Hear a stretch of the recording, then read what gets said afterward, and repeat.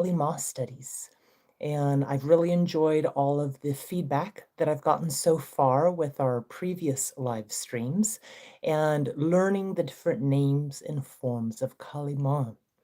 So, as you know, if you've been following this program, we're studying the Kālī Sahasranāma. There's actually 1,008 names in that particular devotional stotam. And today we're going to be covering verse 4 and names 19 through 25.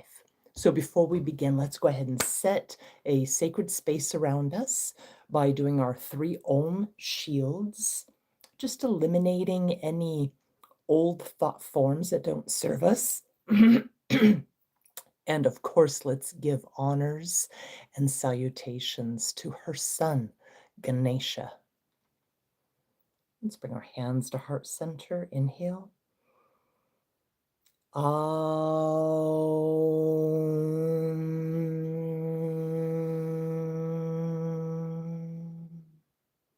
A second time.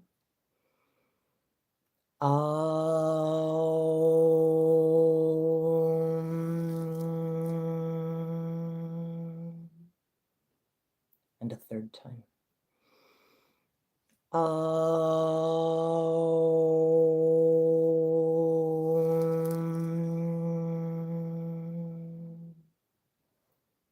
Om Gam Ganapataye Namaha. Om Gam Ganapataye Namaha. Om Gam Ganapataye Namaha. Om Gam Ganapataye Namaha. Ekadantaya vidmahe Vakratundaya dhimahi Tanno dantihi prachodayat. Om Namo Bhagavate Ekadamsraya Hastamokaya Lambodharaya Uchistamahatmane Om Krom Prim Ge Ge Swaha.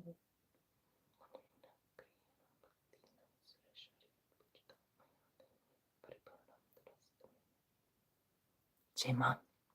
All right, let's go ahead and begin. So as we go through these different names, I encourage you to comment and let me know, what are your experiences with these different names and forms? What are your impressions as well? So let's go ahead and begin with name 19 out of verse 4. So it's Kakāravarṇasarvāṅgī. I'm going to say that again. Kākāravarṇasarvāṅgī. So let's break that word down. Its general understanding is she who is all the limbs of the letter Ka, K, the cause. Kakara, when we look at just that portion of the word, refers to the letter K or Ka, and it's the first consonant in the Sanskrit alphabet. And Varna, so again, the name is Kakāravarṇasarvāṅgī. Varna means color or visible characteristics. It has other nuances, but that'd be a whole other discussion. And Sarvanga means all of one's limbs or entire body. So Sarvāṅgī symbolizes completeness. So we have the completeness, the cause, the name, and the form of Ka, the first consonant in the Sanskrit alphabet. Now let's look at name 20, Kāminī. Such a beautiful name. I know a beautiful musical performer in the area, and her name is Kāminī, and she's just a beautiful person. Anyways, we've covered this name before. Actually, if we go back to name 14, we understood Kāminī as she who is the giver of desire. Kāminī means loving, desirable, beautiful, alluring. It also can be understood as she who is most enchanting. And Kāminī grants character control beyond lust and worldly pleasures. Let's look at name 21. Now, you'll notice a lot of the names in this particular verse have the section of the name kama, which is desire. So name number 21 is kāmasundarī. And this is she who is beautiful desire. Kama, we know, is desire, love, not only sensual pleasure, but also godly love, divine love. And Sundari means beautiful or lovely woman who embodies grace, charm, and positive qualities. So when we look at Kālī Mā's name and form as Kāmasundari, we understand that it unlocks deep desires inside of us that can help transform and fuel growth. Because really, when we think about all of our desires inside of us, our human desires, we can either let them fuel our spiritual objectives, our spiritual purpose here on earth, or we can let them make us neurotic and take us off of the spiritual pathway. What do you think about that? When we look at kama, desire, what's our relationship to it? What's your relationship to it? Name number 22 is kāmartā. Kāmartā.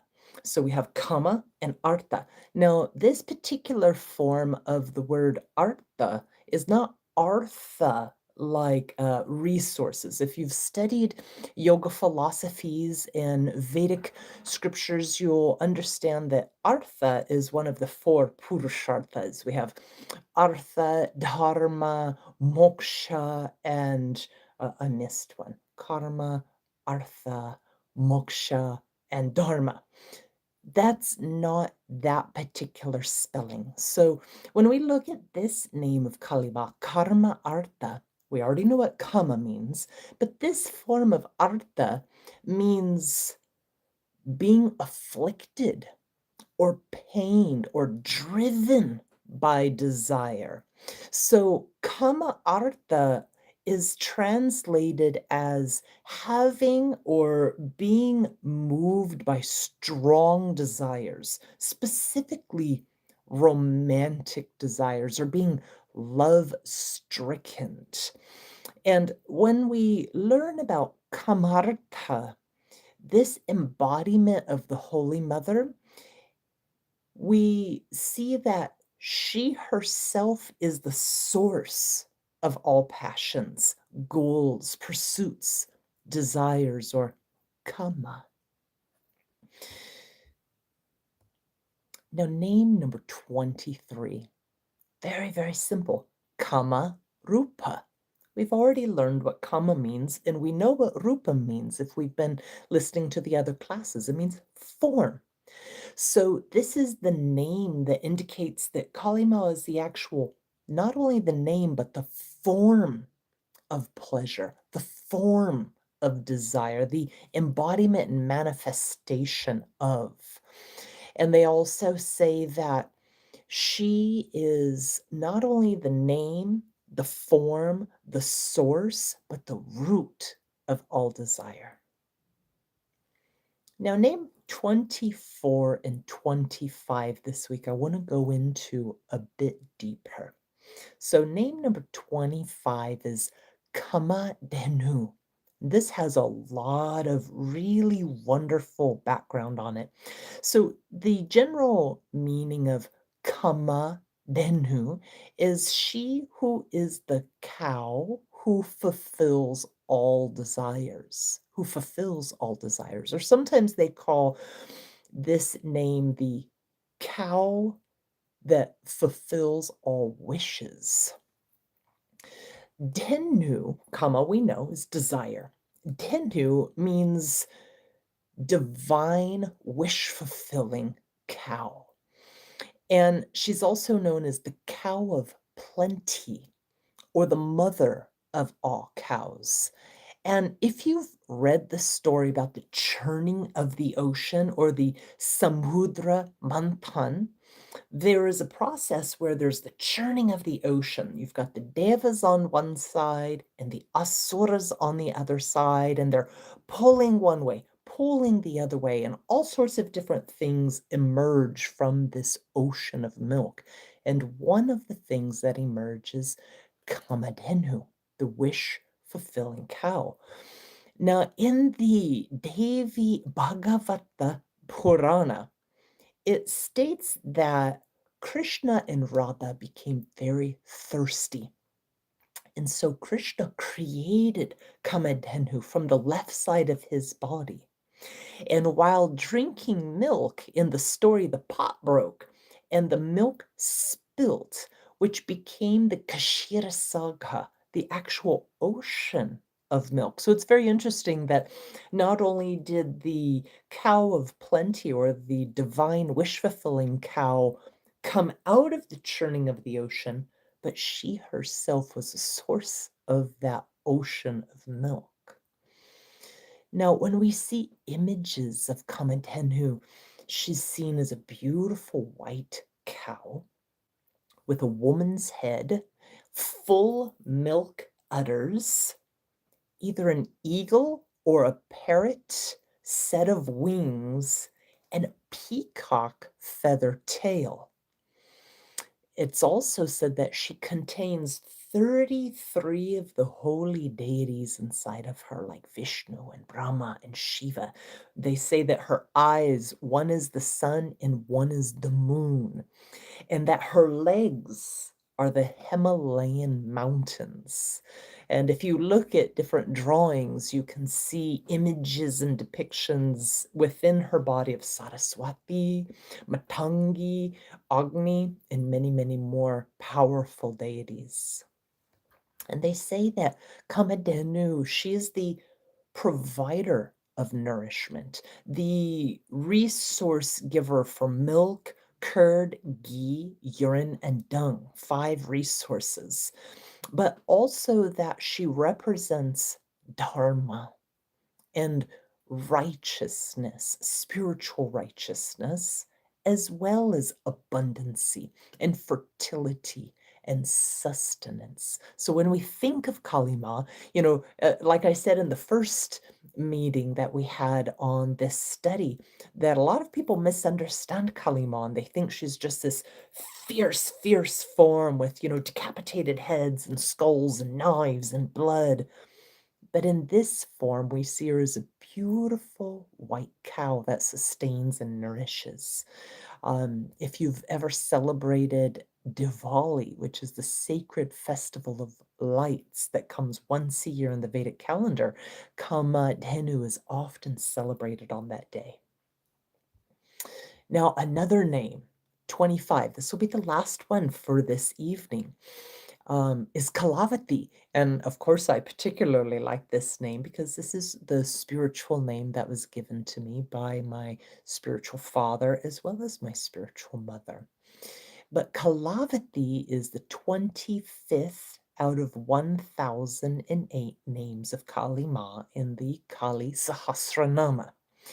And kalāvatī means the repository, she who is the repository of all arts and skills, or she who is the creative grace that is expressed through the arts. So when you think of yourself, how does the Holy Mother express through you in arts and creative expression?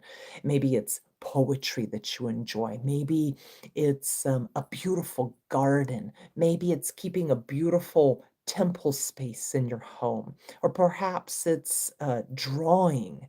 Perhaps it's singing or playing an instrument.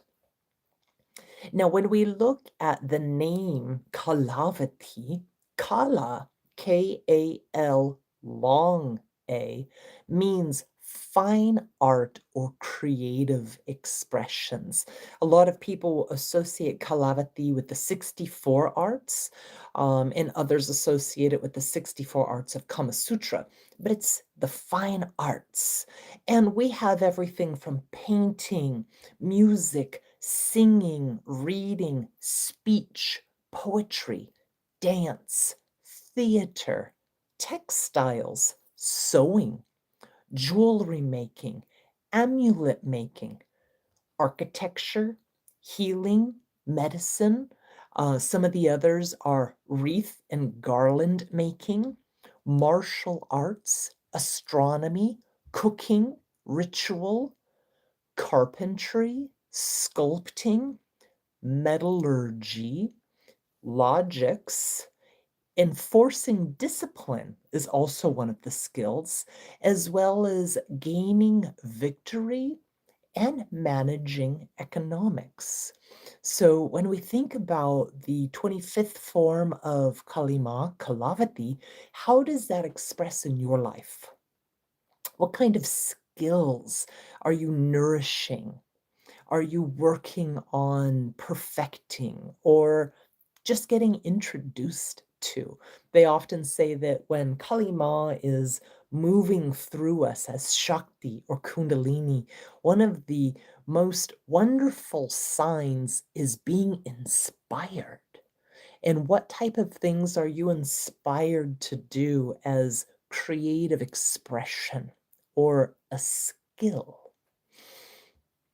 Now, when we look at the word kala also, it also means a divine power or phases. And kala is also translated as the celestial flute or a vina. So again, we still have the arts concepts happening. And the second half of the name, kālavatī, means possessing. So one who possesses these skills and arts. But I wanted to tell a little story also about the name kalāvatī and this name and form of the mother and how it's manifested in our um, old stories through the Vedic literature, the Puranas, etc. So Kalāvatī is said to be the daughter of Amila, and Amila was the vicious king of the second underworld. Now, Kalāvatī, her grandfather was the demon Hiranyaksha, who submerged the goddess Bhumi, the Mother Earth, down into the ocean. And if you've learned about this story, you know that Vishnu had to incarnate in the form of Varaha, and with his boar tusks brought the earth back out from underneath the deep oceans. Now, Kalāvatī is also spoken about in the Skanda Purana, and it's the story of Princess Kalāvatī, the daughter of the king of Kashi. And it's said that she became a saint by obtaining perfection through the Shaiva Panchakshara, which is the mantra to Shiva. And if we know the Pancha is 5, and it's the 5 words or syllables, and we know that mantra is Om Namah Shivaya. So Om Namah Shiva. And this mantra was given to her by the sage Durvasa. And with intense practice, she became united through Shiva Shakti. And it was said that anybody who came into her presence would feel intense spiritual heat and then receive purification. Now, there is also more information on the manifestation of Kalāvatī in traditional Indian music. So there's a pentatonic Hindustani classical raga. That's a musical scale that's named Kalāvatī, kalāvatī raga. And this is typically performed and or listened to closest to midnight. It's a nighttime musical scale that helps rebalance the inner vibrational resonance of the human body. Also, the name Kālavatī, remember that's the 25th manifestation of name and form of Kālī Mā in the Kālī Sahasranāma. There is a specific tantric initiation that is called the kalāvatī diksha, where the spiritual master or the guru unites 5 specific mystical powers within the sadhak or the spiritual seeker and awakens different forms of consciousness and helps unite the energy within the person to obtain liberation. 2 more things about Kālavatī. In the stories about Krishna, the queen of Vajra, let's see if I pronounce it correctly, Kirtita is also her name. Kālavatī is the mother of Sri Radha. And lastly, Kālavatī is a beautiful flower that is found at the Himalayan mountains, and it's a red canna lily. It's got 3 beautiful blooms. It's like a crimson-colored flower. So tonight we went over Kakāravarṇasarvāṅgī, she who is the limbs of the letter Ka, the cause, the first consonant in the Sanskrit alphabet. Kāminī, she who is desire. Kāmasundarī, she who is beautiful desire, not just desire, but beautiful desire. Kāmartā, she who is the object of desire. And then we went over kāmarūpā, the form, the manifestation of desire. And then kāmadhenuḥ, the beautiful white wish-fulfilling cow. And kalāvatī, she who is the repository of all arts and skills. So I hope you're enjoying these names and forms of Kālī Mā and that it helps deepen a different and new understanding. And I'd love to hear from you. You can comment or contact me personally and let me know, how are these names changing your perception of Kālī Mā? As we've said many times, she's often very misunderstood as just this, warring, vicious form of the mother. But there's so many more beautiful aspects to the Holy Mother, Kālī Mā. And I'd be interested in knowing how you're receiving the names, what they're bringing up for you, and how is it changing your perception? So I will see everybody back next Tuesday, same time, same channel, 6 p.m. Pacific Coast Time, United States. And if you have any questions, just feel free to comment or reach out.